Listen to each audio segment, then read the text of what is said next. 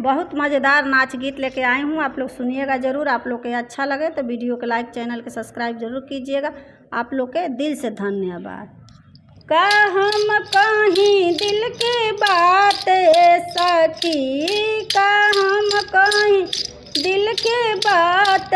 सखी, सासू मरले बाड़ी बेला ना के मारे सखी,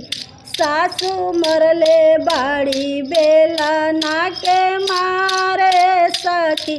सारा नैहर के सुखवा बेकार सखी, सारा नैहर के सुखवा बेकार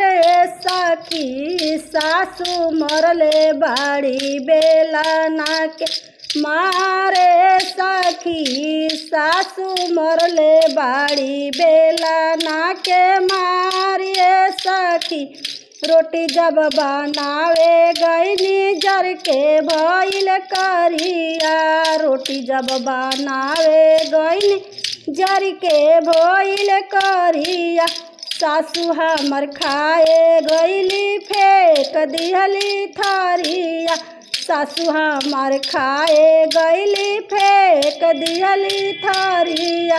सखी बोला हम करी कौन उपाय सखी, सखी बोला हम करी कौन उपाय सखी, सासू मरले बाड़ी बेला ना के मारिए सखी, सासू मरले बाड़ी बेला ना के मारिए सखी, सासू मरले बाड़ी बेला ना के मारे सखी, का हम कहीं दिल की बात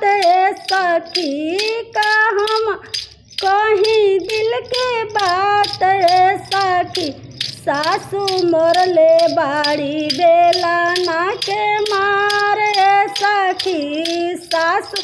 मरले बाड़ी बेला ना के मारे सखी, बर्तन माजे गईनी छूटल नाही करिखा, बर्तन माजे गईनी छूटल नाही करिखा, आवेली नदिया हमरा मुँह पोते करिखा,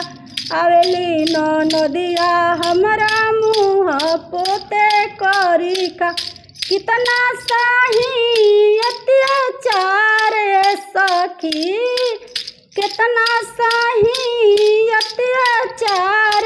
सखी,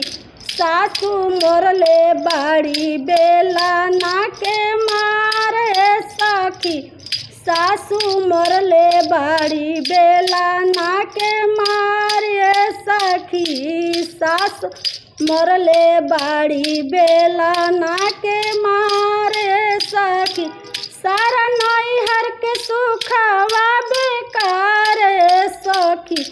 सारा नैहर के सुखवा बेकार सखी, सासू मरले बाड़ी बेला ना के मारे सखी, सासू मरले बाड़ी बेला ना के मारे सखी, सासू मरले बाड़ी बेला ना के मारे सखी।